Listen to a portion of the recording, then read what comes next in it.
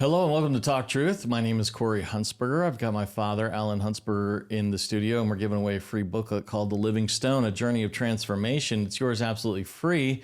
You can call our toll-free number and get a copy sent to you in the mail. In the U.S., 1-800-445-3450. If you're in Canada, 1-800-915-0056. We need you to get this book because what we're watching is Theo Fleury's testimony. And he says we need to get back to God. Amen. It's true. It's true. Yes. Let's bring on our guest. We got Mr. Sean Buckley. Sean, welcome back to the show. Oh, again, just a pleasure to be here. It's a pleasure to have you.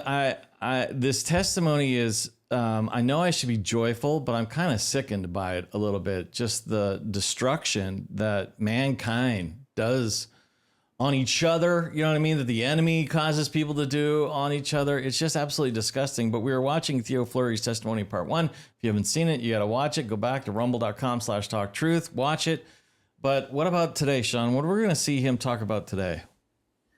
Yeah, and just for the audience that isn't familiar with Theo, I mean, he played in the NHL. I think he's 61st overall in scoring, 10th in the WHL, Olympic gold medal, World Junior gold medal. But he got kicked out of the NHL because he had a drug and substance abuse problem and an anger problem, which, he explained yesterday was due to trauma. And, here he basically, God takes him on this journey where, after having a loaded pistol in his mouth, he comes to God, he surrenders, and God's using him to basically bring a message of healing. And then COVID comes and it all shuts down. And you are going to be surprised by what he says. But many of you, you're going to go, wait a second, I had the exact same experience. And this is riveting testimony. There's no other way to describe it. And I mean, God's hands was all over what he was saying. Yeah, I've never heard someone tie the two together. The abuse that he suffered when he was younger and the abuse that happened during COVID. I haven't heard anyone kind of bring those two together. Fascinating stuff. Watch this. It's part 2 of Theo's testimony.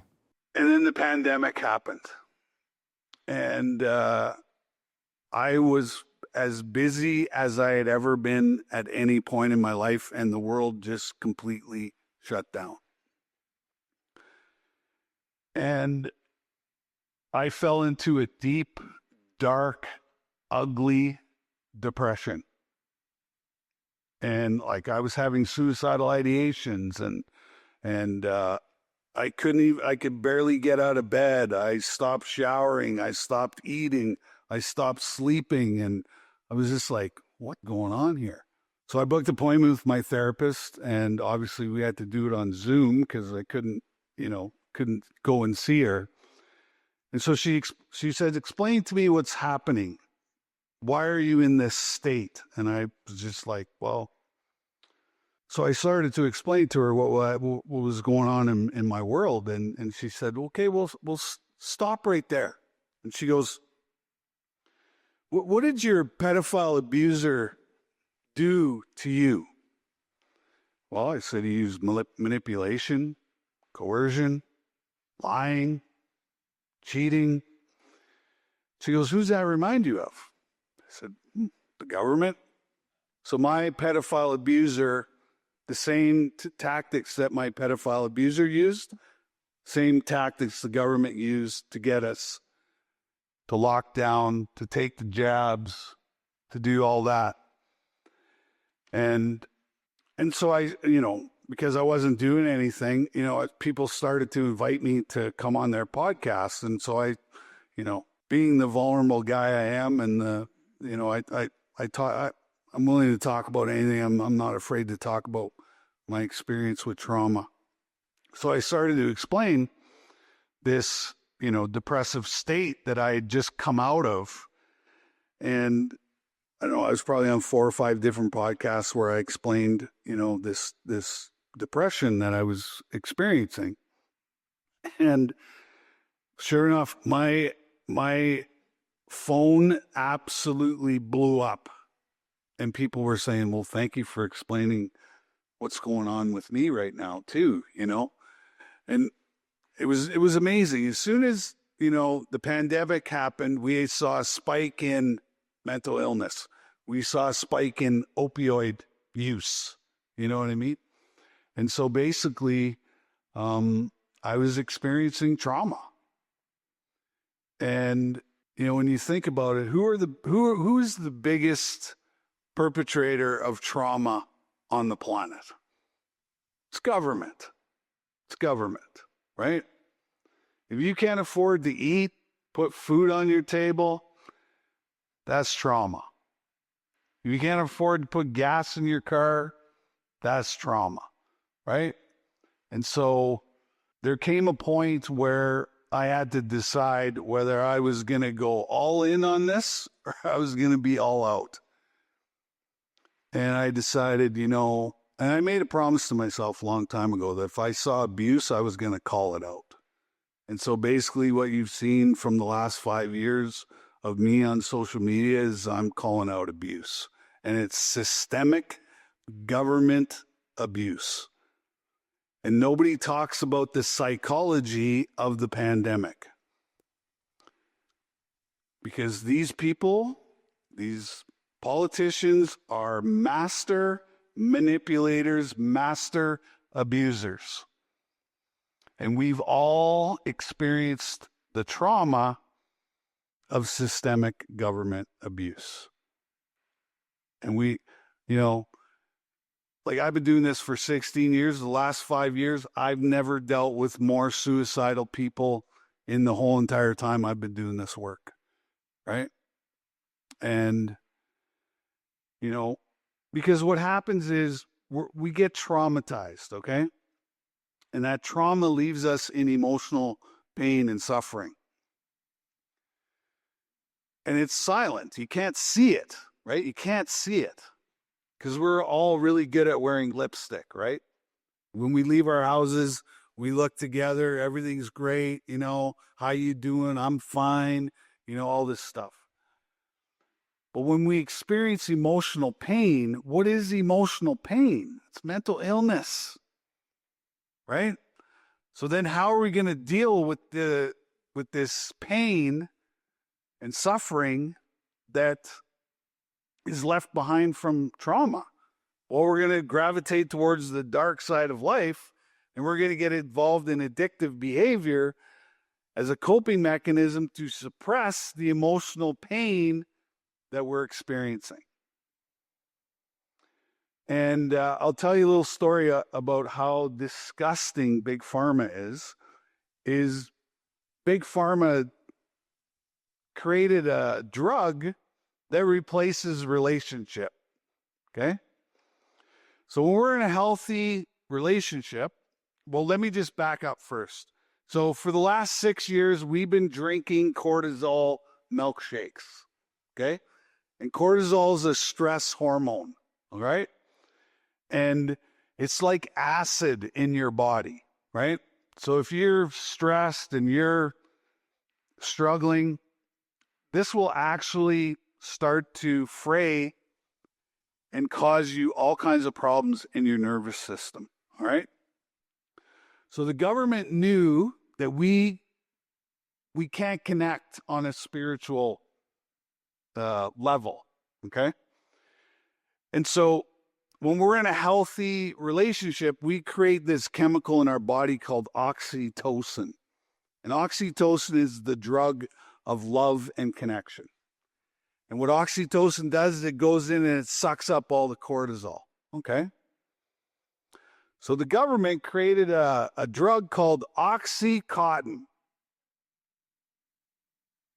Sound familiar to oxytocin? Okay. Well, if you look at these two drugs underneath the microscope, they look exactly the same, except Oxycontin has one little extra arm on it, which makes us addicted to it, and we need more and more of it, right? And so I work with fentanyl users, heroin users, oxy users, and I say to them, why are you guys so crazy for this drug? And they say, well, it gives me the warm and fuzzies. So it has replaced relationship. And that's why it's the most used, most sought after drug on the planet. Okay? And if you're reading the news these days and wondering why Donald Trump wants us to become the 51st state, well, we have a fentanyl problem in Canada. And we have fentanyl labs all over the place making this drug. And nobody talks about why. Well, we have an unresolved trauma crisis on the planet. And we need people to get into healing environments and healing situations. And so that's what I advocate for. That's what I talk about almost every single day of my life. Because when I'm out on the road, you know what I see? All I see is pain and suffering. That's it. That's all I see. And it's so unnecessary. It's so beneath us as a human race. And I'm exhausted. I'm tired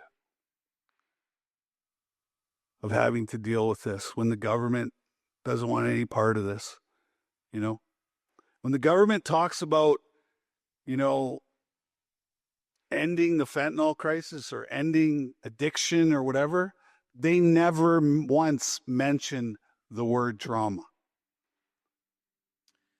Theo, I want to go several directions with Sure. what you've said, and I actually, I've just been mesmerized by you sharing with us. But how does the nation, how do we as individuals face the trauma and start to deal with it? Because you've spent a lot of time looking into that. Yeah. Well, the cheapest, most effective kind of therapy is kind of what we're doing today. It's called the NCI National Citizens Inquiry, where you get a bunch of people in a room, you get a bunch of vulnerable speakers, and you talk about the issues and you talk about the problems, and then you come up with the solutions, right? That's how we do it in therapy, right? Because here's what happens. We live in a world where nobody feels safe anymore. Nobody feels safe, right? And in the therapy world, if you don't feel safe, you're going to drink, you're going to do drugs, you're going to abuse your kids, you're going to abuse your wives, you're going to abuse society. That's what's going to happen. Because nobody feels safe. But what I've experienced is when you're vulnerable, is vulnerability creates safety, okay? And then once you have safety in a room, that's when the magic of healing happens, is when people feel safe and not judged and heard and hugged and loved and embraced, right? That's when the magic of healing happens. And, it's a mind, body, and spirit journey. And I would say 99.9% of the addicts and alcoholics who don't make it don't find God. And the people who embrace a relationship and a conscious contact with something greater than themselves, those people make it. And when they make it, they help the next person do the exact same thing, right? Because like I said, 20 years ago, I had a fully loaded pistol in my mouth, ready to pull the trigger and end my life because I was in that kind of emotional pain and suffering. And I couldn't see any way out, right? And I burned up every single relationship I had in my life. Every person that loved me was completely gone. Why? Because what addicts and alcoholics are really good at, you know what we're really good at? We're good at collecting enablers. And the more enablers we have, the longer our behavior can last. But what happens is we make the enablers sick from our behavior, and then they got to go away and they got to go take care of themselves. And then we're left to our own defenses. And there's only one entity that we can reach out and ask for help, and that's God. And that's what happened to me on September 17th of 2005. And I've been sober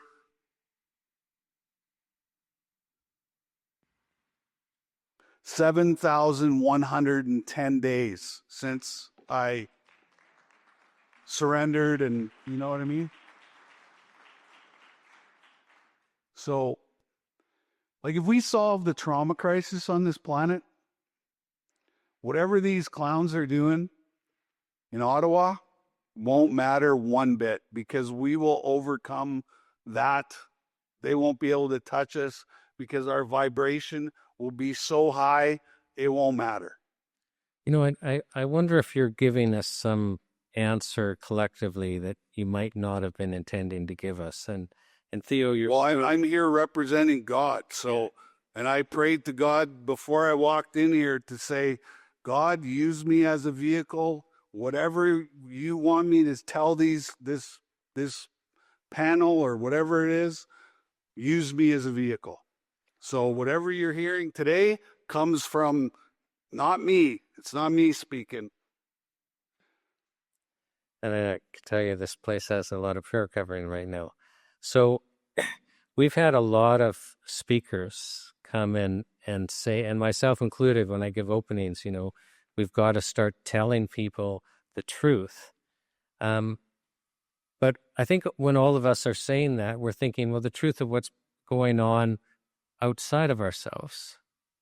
But I think what you're telling us is we have to start sharing with other people the truth that's inside ourselves. Yes. We have to start sharing our experience Yes. of what's inside. Yeah. Because trauma is the string that binds us all together as human beings, right?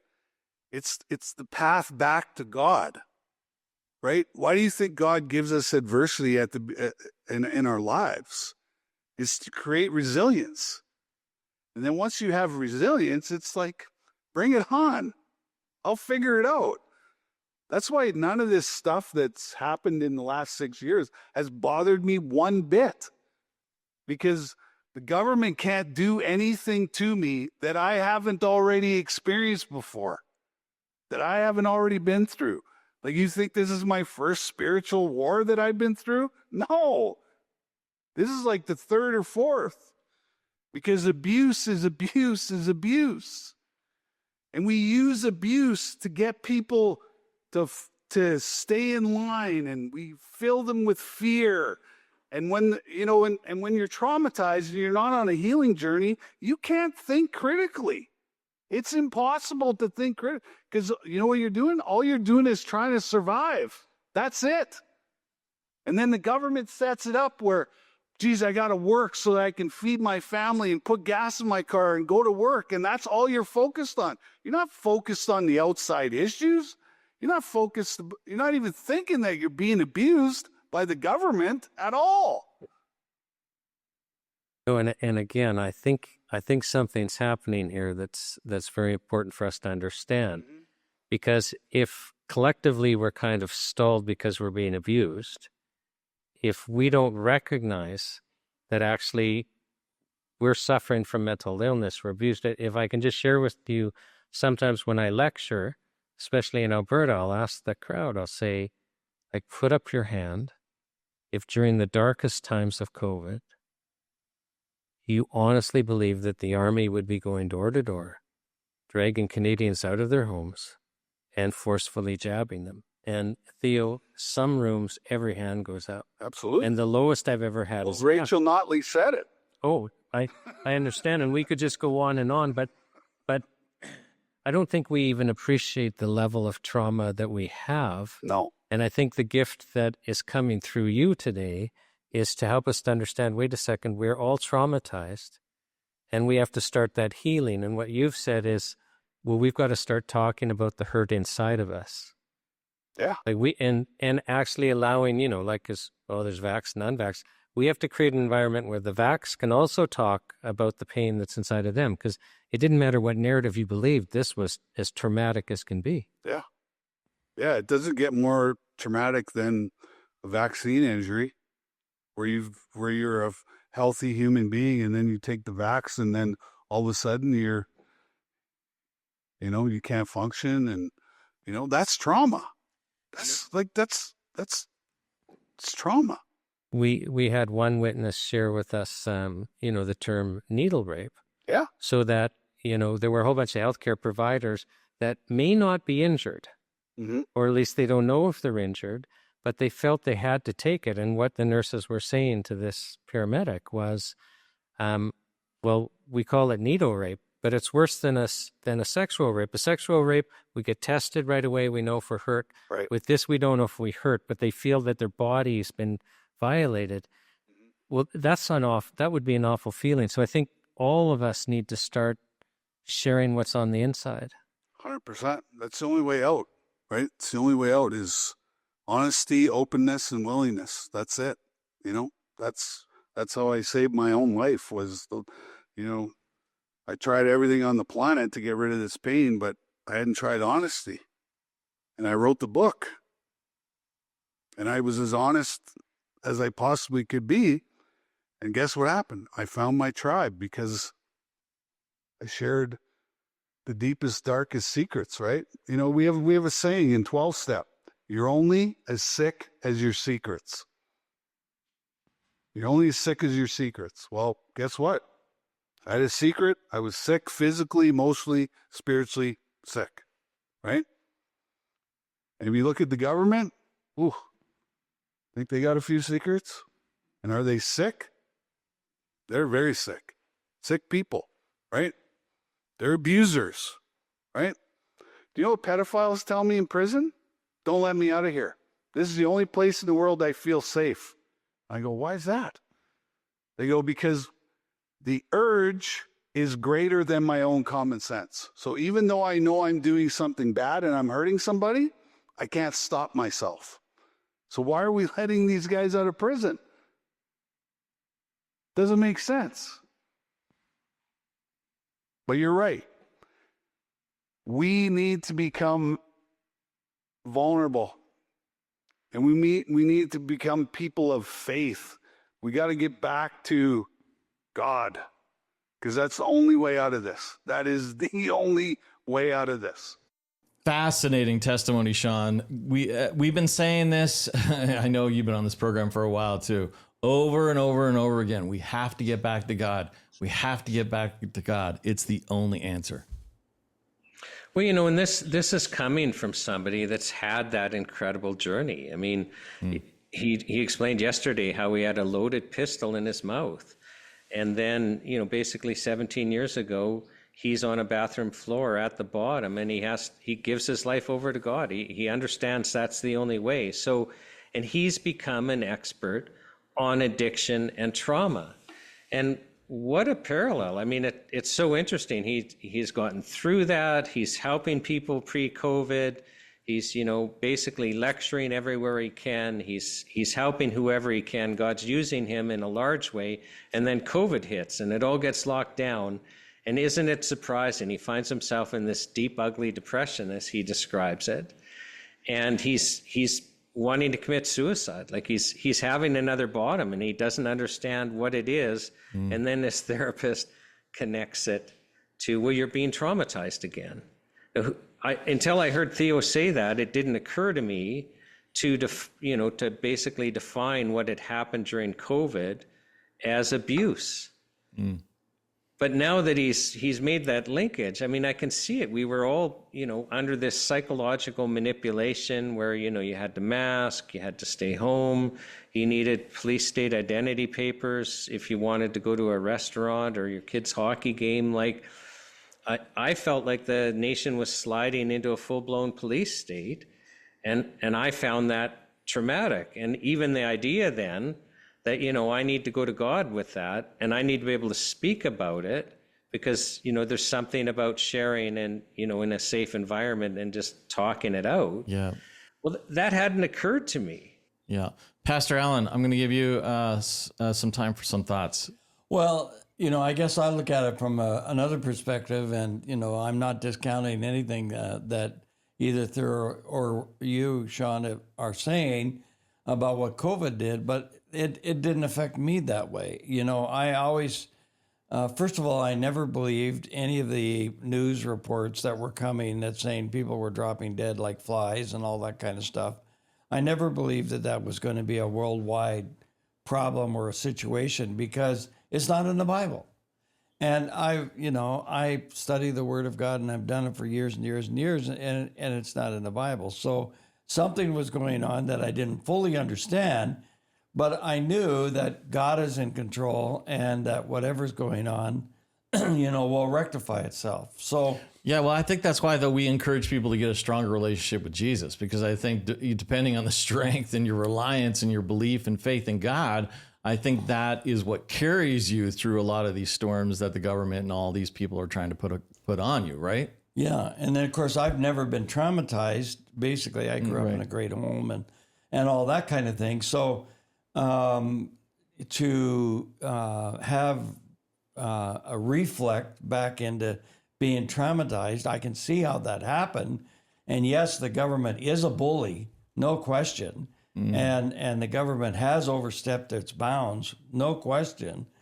But the beautiful thing is that does not mean that God has taken a vacation, that he's not involved. He is involved. Yeah, well, Sean, I appreciate you getting Theo's testimony. I appreciate Theo actually being brave enough to share it and get broadcast, because I know that couldn't have been easy, but I know he's out there trying to help people, as many as he can. So thank you so much, Sean, for being here and everything you guys are doing. Go ahead. Yeah, no, thanks for having me. And just to tie in what Alan was saying, I mean, Theo basically said 99.9% of addicts who fail, so they don't succeed, they're the ones that don't find God. So, I mean, I think that speaks volumes. Like, the way through whatever your trauma is to seek him. Yeah, Amen. absolutely. Appreciate you, Sean. We'll have you back. Yeah, thanks for having me. Wow. Heavy testimony. But we got to remember our verse, Alan. The earth and everything in it, the world and its inhabitants belong to the Lord, for he laid its foundation on the seas and established it on the rivers. Psalm 24, 1 and 2. Powerful verse. Get connected with that verse. Understand what it means. It will help you. Amen. You want to help support our mission, keep this kind of conversation on the air. We are viewer supported and need your help. You can go to our website, gotalktruth.com, and click on the donate button. That way you can give digitally. If you like to do it through the mail, which many people do, you can make a check payable to Heritage Christian Ministries Association and send it to 246 Stewart Green, Southwest Suite 3260, Calgary, Alberta, T3H 3C8. And you can also get prayer or donate on our toll-free line, 1-800-915-0056 in Canada, 1-800-445-3450 in the U.S. All right, Dad, we're out of time. We'll see you guys later. Love you.